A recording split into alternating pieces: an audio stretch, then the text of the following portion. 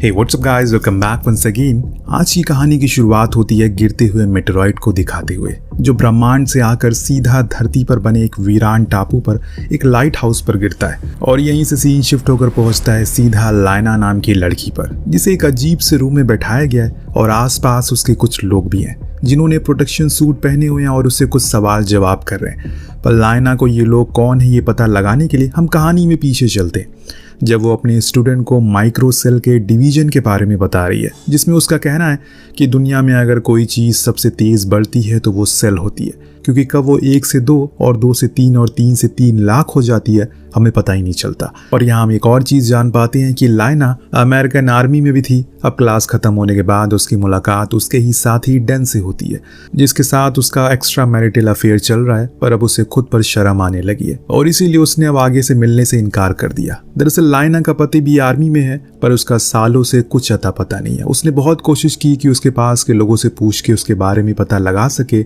लेकिन उन्हें भी कुछ पता नहीं है। आए दिन उसे उसकी याद सताती रहती है, क्योंकि अब वो एकदम अकेली पड़ चुकी है। बस उसकी पति की यादें हैं जिसके साथ ही उसका रहगुजार हो रहा है। लेकिन एक दिन अचानक जब वो घर के कामों में व्यस्त होती है तो पीछे से केन की आवाज आती है, जिसे देखकर वो हैरान हो गई, पर उससे ज्यादा वो खुश थी। उसने जाकर उससे गले से लगा लिया, लेकिन केन ने कुछ खास इमोशन नहीं दिखाए, पर लाइना को इस चीज पर कोई खास ध्यान नहीं दिया।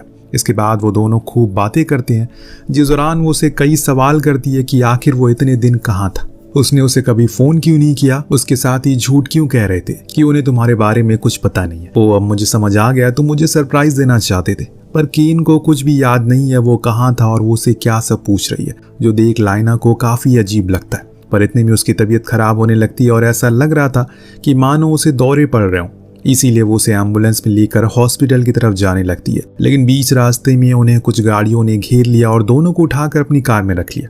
ये लोग कौन थे लाइना को कुछ भी पता नहीं है। अब जब उसकी आंख खुली तो उसने देखा कि वो एक हाई टेक फैकल्टी में, जहां चारों ओर काफी एडवांस चीजें हैं और उसे एक प्रकार के क्लास रूम में रखा गया है। अब वो कुछ और समझ पाती कि तभी वहां डॉक्टर वेंटिलाइज को देखती हैं, जो लाइना से कुछ सवाल जवाब करने के लिए आते हैं। पर उन सवालों का जवाब लाइना एक ही देती है कि उसे कुछ नहीं पता। दरअसल डॉक्टर उसे बार बार एक ही सवाल घुमा फिरा कर पूछ रहे हैं, क्या उसके पति केन ने वापस आकर उससे कुछ कहा, क्या उसने उसे कुछ बताया है, क्या वो तुम्हारे करीब आया, या फिर उसने अपने अतीत के बारे में कुछ बताया। ये सब सुनकर वो खुद परेशान हो गई और पूछा कि मेरा पति कहाँ है। तब डॉक्टर उसे लेकर एक रूम में जाते हैं जहाँ केन को वेंटिलेटर पर रखा गया है। काफी कुछ उसकी बॉडी से जोड़ा गया है, लेकिन फिर भी उसकी हालत काफी नाजुक है। आखिर ये सब हुआ कैसे? इस सवाल के जवाब को देने के लिए डॉक्टर उसे लेकर अपनी केबिन में जाते हैं, जहाँ खिड़की से बाहर का नजारा दिखाते हैं, जो देख उसके होश उड़ जाते हैं। दरअसल वहाँ एक खास किस्म की बाउंड्री बन रही थी जो किसी अजीब से पदार्थ से बनी थी, और उसी के बीच में था एक लाइट हाउस। जी हाँ, वही लाइट हाउस जो हमने कहानी की शुरुआत में देखा था। डॉक्टर का कहना है कि पता तो इसके बारे में सबको है, लेकिन सच कोई नहीं जानता, क्योंकि आज तक कई सारे लोग इसके अंदर जा चुके हैं उसी राज को पता लगाने के लिए कि ये सब क्या हो रहा है, पर वापस कोई नहीं लौटा। लेकिन तुम्हारा पति एक ऐसा इंसान है जो वापस लौट कर आया। अब ये सुन लाइना हैरान हो जाती है और पूछती है कि आखिर ये सब हो क्या रहा है। तो उसने बताया कि आज से तकरीबन 3 साल पहले इस लाइट हाउस पर एक मेटेरॉइड आकर गिरा, जिसके बाद धीरे धीरे करके ये बाउंड्रीज बनने लगी और अब ये बढ़ती जा रही है।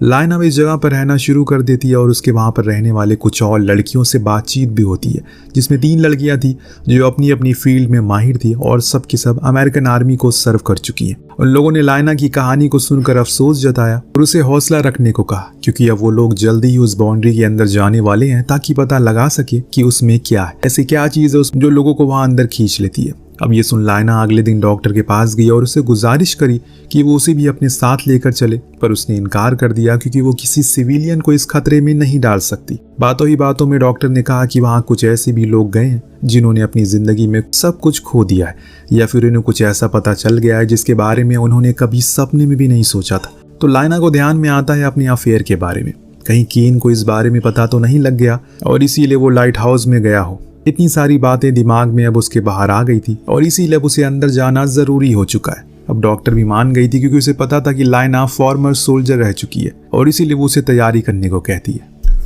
अब 4 दिन बाद ये लड़कियां उस बाउंड्री वॉल को क्रॉस करती हैं, जिसके अंदर की दुनिया बाहर की दुनिया से काफी हरी भरी थी।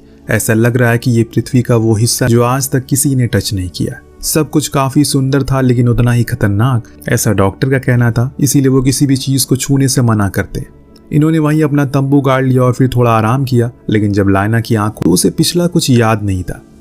तब उसके साथी ने खाने को देखकर अंदाजा लगाया कि उन्हें यहाँ पर तकरीबन 3 दिन से ऊपर हो चुके हैं, क्योंकि खाना आधा खत्म हो गया है। ये सब देखकर लायना को समझ आने लगता है कि यहाँ पर असल में होता क्या है। दरअसल यहाँ की हवा में कुछ पदार्थ मिले हुए हैं जिसके कांटेक्ट में आने पर लिविंग चीज या फिर नॉन लिविंग चीज, दोनों ही चीजें अजीब तरह से बिहेव करना शुरू करती है। जैसे कि आगे बढ़ने पर इन्होंने देखा कि एक टहनी पर 3 अलग अलग किस्म के फूल खिले हुए हैं, यानी कि इन फूलों का डीएनए आपस में मिल चुका है, जिसके बाद ये ऐसे बन गए जो चीज किसी ने भी सोची नहीं थी, यानी कि म्यूटेंट। अब यहाँ इनका कंपास भी काम करना बंद कर देता है, इसीलिए सूरज की दिशा की तरफ ही आगे बढ़ते हैं कि तभी अचानक इन पर एक विशाल मगरमच्छ हमला करता है। लायना अपनी काबिलियत से उसे मार कर खत्म करती। जब उसने जांच पड़ताल की तो उसे पता चला कि उसके दांत तो असल में उसके है ही नहीं, वो रिफ्लेक्ट हो चुके हैं, जिसके कारण मगरमच्छ के मुंह में शार्क के दांत आ गए। और ऐसा ही कुछ आगे इन्हें एक डियर में भी देखने को मिलता है जिसके सींगे फ्लावर की पत्तियों से बनी थी। मतलब सभी जानवरों, जिंदा चीजों का डीएनए एक दूसरे से मिक्स हो रहा है। यहाँ पर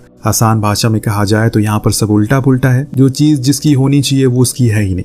लेकिन यहाँ पर एक और बड़ा ट्विस्ट आने वाला है जिसे हम कहानी में आगे जानेंगे। फिलहाल अब ये लोग जैसे तैसे लाइट हाउस के करीब पहुंच रहे हैं। इन्हें अपने शरीर पर कुछ दाग नजर आने लगे हैं, पर लायना का कहना है ये सिर्फ उस मगरमच्छ को मारते टाइम आए होंगे, इससे ज्यादा कुछ नहीं है। अब कुछ दूर जाने पर इन्हें अपने सामने एक लेबोरेटरी दिखती है जिसे अमेरिकन आर्मी ने बनाया था, पर अब वो खंडर हो चुकी है। पर उसकी दीवार पर कुछ अजीब किस्म की फॉर्मेशन है, शायद ये अलगाई हो जो बारिश के पानी से पड़ी हो, कुछ भी हो सकता है। खैर अब अंदर जाने पर इन्हें एक खाली हॉल दिखाई देता है जहाँ एक मैप भी बना था जो शायद इनसे पहले आई हुई टीम ने बनाया हो। डॉक्टर को वहाँ एक मेमोरी कार्ड मिलता है जिसे प्ले करने पर यह देखते हैं कि केन जो कि अपने साथी की पेट को काट रहा है और उसमें से कुछ बाहर निकल रहा है, क्योंकि उसके अंदर कुछ अजीब से मूवमेंट हो रही है। जब कट पड़ा तो उसने देखा कि उसकी पेट में उसके इंटेस्टाइन की जगह एक सांप का डीएनए रिफ्लेक्ट हो गया, जिसके कारण उसके पेट में अतड़ियों की जगह सांप था। और ये नज़ारा देख ये लोग हैरान रह जाते हैं और धीरे धीरे करके इस जगह के कारनामों को जानने लगते हैं। जब ये सभी उस लैब के और अंदर गए तो इन्हें कुछ और डरावना कुछ देखने को मिला। एक पूल था जिसके अंदर एक अजीब सी फॉर्मेशन बनी हुई है, जो क्या थी इन्हें खुद समझ नहीं आ रहा। ये लोग अब एक महफूज जगह की तलाश में लग जाता कि आज की रात को काट सके। तब जाकर इन्हें एक सेफ हाउस मिल जाता है जो थोड़ी ऊंचाई पर था। ये सभी वहां अपना बसेरा बना लेते हैं और सो जाते हैं। पर आधी रात को लायना की आंख एक बुरे सपने से खुलती है। उसने देखा कि नीचे शेफर्ड उसके लिए पहरा दे रही है, इसीलिए वो उसके पास गई ताकि उससे थोड़ा बात कर सके। अब दोनों अपने अपने अतीत के बारे में बात कर रहे होते हैं कि तभी शेफर्ड के पीछे एक बड़ा सा भालू आकर उस पर हमला करता है और उसे अपने साथ ले जाता है। हालांकि लायना ने बहुत कोशिश की अपनी साथी की जान बचा सके, पर यह मुमकिन नहीं हो सका। अंधेरा होने के कारण उसे कुछ दिख ही नहीं रहा था और कुछ देर में बाकी के लोग भी आ गए शेफर्ड की चीखें सुनकर, लेकिन तब तक वो जा चुकी थी। अपने साथी की ऐसी मौत को देखकर जोशी और अनाया वापस जाकर बात करती है, क्योंकि वो वैसी तो बिल्कुल भी नहीं है जैसी वो सोच कर आई थी। पर डॉक्टर और लायना का कहना था कि वो इतनी दूर आई है तो सिर्फ कुछ ही दूरी पर लाइट हाउस बचा हुआ है। लायना उसे कहती है कि हम लोग लाखों लोगों की उम्मीद है, इसीलिए हमें यहाँ रुकना चाहिए। हमें उन लाखों लोगों की उम्मीदों पर खरा उतरना है और पता लगाना है कि आखिर कौन सी चीज है जो सभी को ऐसे खत्म कर रही है। और उसकी बातें सुन वो दोनों भी मान गई। जैसे जैसे ये लाइट हाउस के करीब जा रहे हैं इनके शरीर पर भी कुछ असर होने लगा है, जैसे कि लायना के हाथों पर अनाया का टाटू बनना शुरू हो गया। लेकिन इससे भी अजीब एक और चीज इन्हें दिखी, एक बड़ी सी फील्ड जहाँ पर कुछ प्लांट जो कि हूबहू इंसानों जैसे लग रहे हैं, जिन्हें देखकर डॉक्टर ने बताया ये सभी वो लोग हैं जो यहाँ पर पहले आए थे, लेकिन अब समय के साथ इनका डीएनए रिफ्लेक्ट होने लगा है और फिर एक दिन ये ऐसे बन गए पूरी तरह से पेड़ में बदल गए। ये सब सुन अनाया काफी डर जाती है। इसके बाद अब लायना खुद अकेले ही शेफर्ड को एक बारी ढूंढने के लिए जाती है। शायद उसमें जान बची हो, पर आगे जाने पर उसे उसकी आधी कटी हुई लाश मिलती है, जो देख वो वापस आ गई। अब रात हो जाती है तो लायना सोने के लिए चली जाती है। आज फिर उसकी एक बुरे सपने से आंख खुली, पर आज उसके हाथ पैर बंधे हुए हैं, जो देख वो खुद हैरान थी ये सब क्या हो रहा है। तभी उसके सामने अनाया आई जिसने ये सब किया था, क्योंकि उसे अब घर जा जिस बीच में अड़चन वो पैदा कर रही है, क्योंकि उसे लगता है कि वो अपने पति के लिए मेडिसिन ढूंढने आई है जिसके लिए वो हमारी जान जोखिम में डाल रही है। पर लायना उसे समझाती है कि वो सभी के लिए यहाँ पर आई है, पर वो कहाँ ये सब सुनने वाली थी। तभी उसके गेट पर शेफर्ड को नॉक करते हुए सुनाई देता है। ये फौरन उसके पास गई भागकर, लेकिन वहाँ असल में वही भालू था जो उसे लेकर गया। अब वो अनाया को भी मार देता है। दरअसल उसके अंदर दोस्तों शेफर्ड का डीएनए आ गया है और उसे खाने के बाद इसीलिए वो उसी की तरह ही आवाज निकाल सकता है। पर अब इनकी जान भी खतरे में आ गई क्योंकि वो इन्हें खाने वाला था। पर समय रहते जोशी उसे गोलियों से भून कर मार डालती है। लेकिन अब इन्होंने अपने 2 साथियों को खो दिया, इसीलिए डॉक्टर कहती है कि वो दोनों यहीं पर रहें, वो अकेले ही लाइट हाउस तक जाएगी। और इसीलिए ये दोनों उसी घर के बाहर बैठकर बातें करना शुरू करते हैं, जिसमें वो उसके पति के बारे में पूछती है कि आखिर उसके साथ क्या हुआ। तो लायना ने बताया कि उसने तो उसे सालों से नहीं देखा, फिर एक दिन अचानक वो उसके सामने आ गया, जो चीज़ काफ़ी अजीब थी। अब इस दौरान जोशी नोटिस करती है कि उसके हाथों में ट्रीज की रूट बन रही है, इसीलिए वहां से उठकर उससे दूर हो गए और कहा कि संसार में कुछ ऐसे लोग हैं जो इस जगह को देखना चाहते हैं, जैसे कि डॉक्टर, और कुछ ऐसे ही हैं जो इसे लड़ना चाहते हैं, जैसे कि तुम, पर मैं इसमें समा जाना चाहती हूँ। और इतना कहते ही वो पूरी तरह से उसी प्लांट में बदल गई, जो देख लायना को बहुत बुरा लगता है, क्योंकि अब वो एकदम अकेली पड़ चुकी है। तो अब उसे आगे का सफर अकेले ही करना पड़ेगा, इसीलिए वो चलना शुरू करती है और कई घंटों बाद फाइनली उस लाइट हाउस तक पहुंच जाती है, जिसके बाहर सिर्फ और सिर्फ कंकाल ही पड़े थे। जो देख उसे समझ आ गया कि यहाँ पहले भी काफी लोग आ चुके हैं। उसके अंदर कदम रखा, वहाँ एक जली हुई लाश और उसके सामने एक ट्राइपॉड पर रखा कैमरा, जिसे प्ले करने पर पता लगा कि ये लाश उसके पति की है, जो किसी और ने नहीं बल्कि उसके क्लोन ने बनाई थी, जो उसी की डीएनए से बना है। और वहीं क्लोन उसके पास भी आया। ये सब देखकर वो पूरी तरह से चौंक चुकी है कि तभी उसे वहाँ एक होल दिखाई देता है, जिसके अंदर जाने पर उसे डॉक्टर दिखी, जो काफी तेजी से किसी और चीज में बदल रही थी। लायना को देख उसने कहा कि मुझे नहीं पता कि ये मुझसे क्या चाहता है, या फिर मुझसे कुछ चाहता भी है या फिर नहीं, पर ये जो कुछ भी है अब मेरे अंदर समा रहा है और शायद अब ये पूरी इंसानियत को खत्म कर देगा। इतना कहने के बाद वो एनर्जी में तब्दील हो जाती है, लेकिन यहाँ लायना से एक गलती हो गई। उसकी एक खून की बूंद उसमें चली गई, जिससे कि वो एक इंसानी फॉर्म में आ गया। उसे उसका डीएनए मिल गया, जिस पर वो कई बार शूट भी करती है, लेकिन उसे कोई फर्क नहीं पड़ता।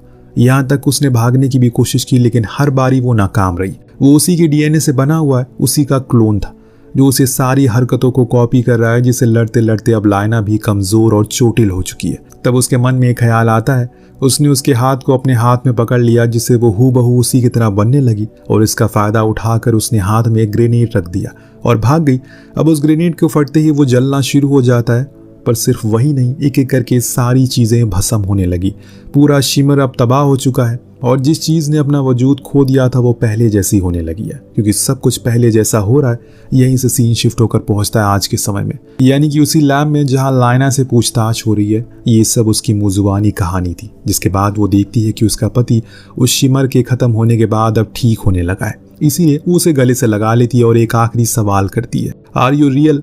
क्या वो सच है? जिसके साथ ही इस कहानी का यहीं पर अंत होता है। वेल बेसिकली दोस्तों, अगर आसान भाषा में कहा जाए तो अंतरिक्ष से एक मेटोराइड आकर गिरा, जिसके अंदर किसी तरह का वायरस था, जो धीरे धीरे पृथ्वी पर फैलता जा रहा है। इस वायरस में एक खासियत थी कि ये सभी जिंदा चीजों की डीएनए को आपस में मिक्स कर सकता है, इसीलिए कुछ लोग पेड़ में बदल गए, कुछ के पेट में सांप बन गया और कुछ के दांत अलग जीव के हो गए, जबकि रियल लाइफ में ऐसा बिल्कुल मुमकिन नहीं है। तो आपको कहानी कैसी लगी हमें कमेंट करके जरूर बताएगा। मिलते हैं अगली वीडियो में। Thank you so much watching. Peace out.